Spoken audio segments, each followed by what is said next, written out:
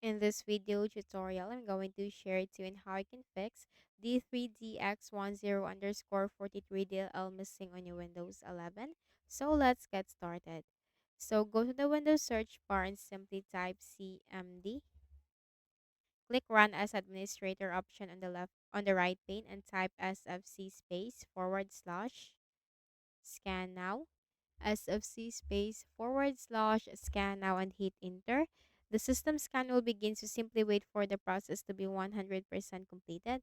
And once this is 100% completed, all you have to do is you need to type exit in the command prompt window and then right click at the start button, shut down or sign out and restart. And then open a browser,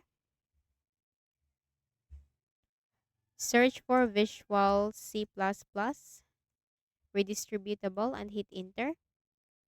Click on the first option. Scroll down, you'll find a download link corresponding to your system type. So check your system type, go to the Windows search bar and type system info. Click on it.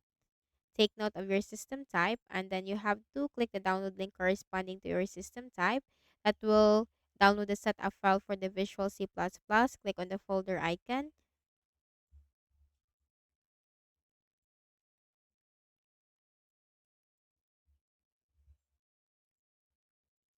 and then double click. If you haven't installed this into your Windows, you simply click on I agree to the license terms and conditions and click on install. But if you have already installed it, click on repair.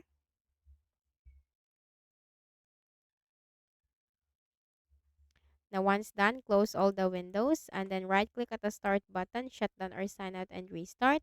Also consider to update your Windows, so click on the start button and go to settings.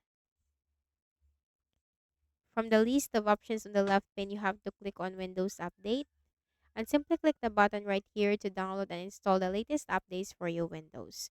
So I hope this video helped you. Kindly please do not forget to hit the like button and subscribe to this YouTube channel.